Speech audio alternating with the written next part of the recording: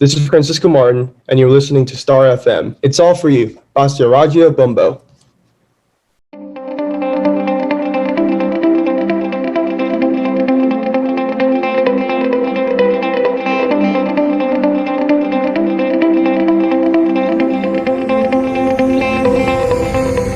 I've had the best time here in like over a week. Like I only been for like a week, and I've had the best experience in a while. Coming here, I thought I was gonna be very overwhelmed and kind of taken aback by by the atmosphere and all that. But I felt like very welcomed here and very at home. So yeah. My dad was born in Bayongbong and Nueva Vizcaya, and my mom was born in Ilocos Sur. So they haven't been back in like 30 years. I haven't yet. I've been super busy running around doing a lot of work things, but hopefully next time when I come back with my family, we can explore and actually see where their old stomping grounds were. Because like I didn't know that there was I was really surprised actually that there was a whole like fan club thing happening. And then I had a show at Robinson's Magnolia, and I like met like a bunch of them. It was like a whole group. I think it was like over 20 of them, and I was like, oh, what the hell?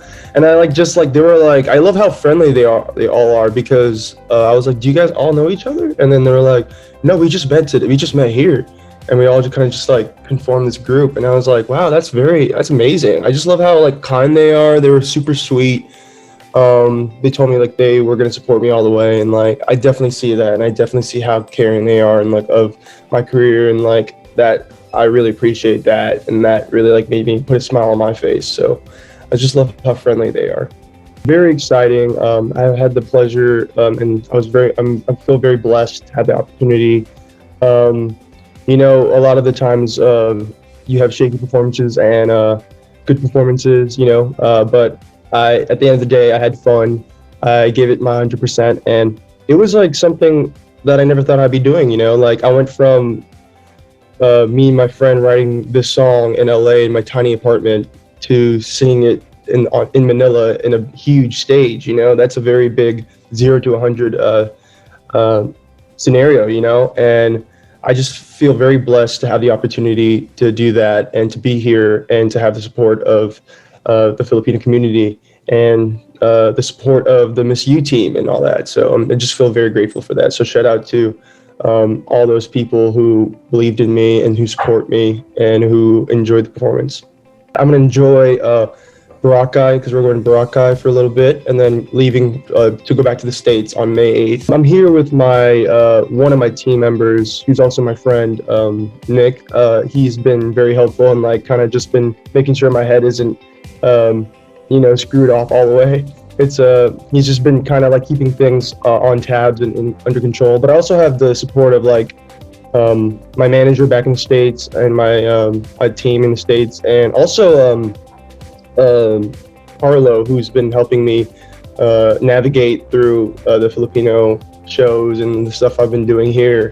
He's a very genuine guy and a very generous one as well. So I've had all supports on all fronts. So it almost feels like I already had a team here before I came, and of course all the other people who've showed me great times here, and like shout out RS Francisco, shout out Nicole, and all those amazing people. They definitely made this experience worthwhile. Growing up, I was very, I guess, like every day my dad would cook Filipino food, and my mom would cook breakfast and all that, Filipino breakfast. So I grew up, I guess the main thing that's the centerpiece of it all is the food. Like growing up, I got introduced to Filipino culture through food, like going to parties and like my dad cooking different dishes every day, and just getting used to that culture. And like especially in America, like a lot of kids were eating like steak dinners or like random, like the regular types of dinner foods, and I was eating adobo and like all those different types of delicious Filipino foods. And I've taken that with me since, and now that I live alone and I live in LA and I'm like pursuing my career, I cook my own Filipino food back in my place, and I cook them for like my friends. Like has like as my dad would do with his friends and his family. So definitely took that and ran with it, and like now it's one of my favorite things to do, is to cook Filipino food and like share it with my non-Filipino friends and non-Filipino people who haven't tried the food yet. So it's almost like a full circle thing where like your dad cooks you food as a kid, and now you're cooking the same food as that he's cooking. But yeah, growing up, I never really understood the like how to speak it, because it was very nuanced for me. My parents always tried to speak to me in Tagalog, but I never really picked up the language. But I can understand a whole lot of it, and like can understand like the majority of what's being said, and that's another thing that I picked up. But the food's the biggest thing, I feel like. I think it's just like it's been so, there's so many memories that I can take from it. But if we're talking about just like in general, I feel like the most memorable part of the journey of Idol was probably taking like the risk of doing the show and like coming back every episode to sing and perform. You know, it puts a lot of mental stress on you, but also at the same time, like it's a very exhilarating feeling.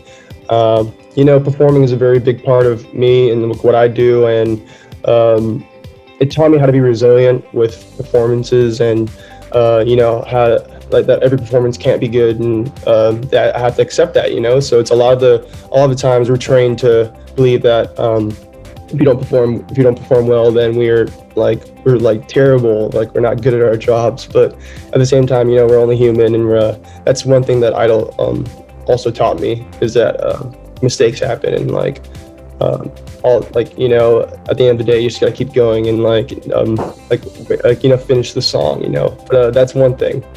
I think a lot of people don't know that I was basically like going through a very strenuous mental health moment there during the first episode of the show, and I just never been in front of cameras before, and like never been in front of the judges, and everything was just so new to me. I went from like a college kid who just went to college and straight back home and like locked himself in his room and like was just writing like a bunch of poetry and like songwriting and like all that stuff, just doing that and reading, to going to Idol. You know, it's a major shift, and definitely did not expect myself to come out that nervous, and like definitely did not expect the people to support me the way they did. You know, I thought people were gonna actually make fun of me for being like, you know, sweating and like being nervous and all that, but no, it was actually the complete opposite.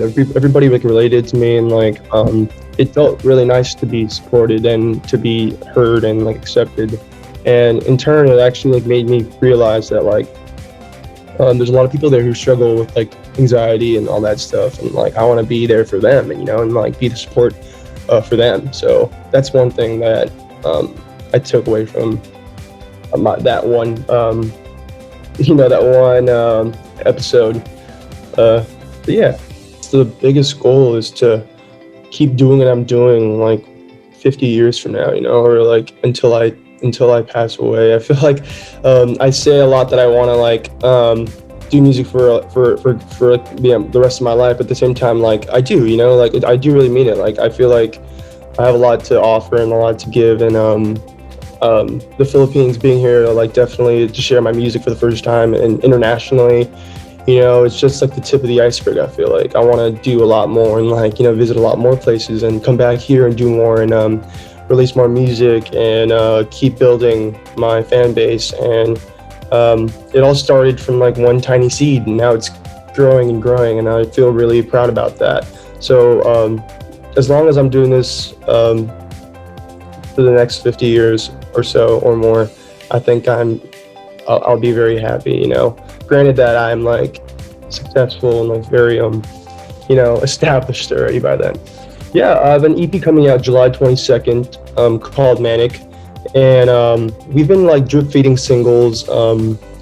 We have like 2 out already. It's called Nobody Listens to Me and Kissing on the Balcony, and the whole EP is kind of based off of mental health and like the journey of my experience in the last 2 years and what I've gone through, from the pandemic to relationships and to my own like battles within myself, you know. So it's like a very personal but loud and brash and very like in your face EP. And I feel like it was done that way on purpose because I wanted to like have the EP be surfaced around like you know, kind of like that angsty kind of feeling, but also I wanted it to sound very relatable and kind of like, you know, what everyone goes through. So definitely look out for that. That's a really, I'm really proud of that EP, and really proud to have worked with my co-collaborator on that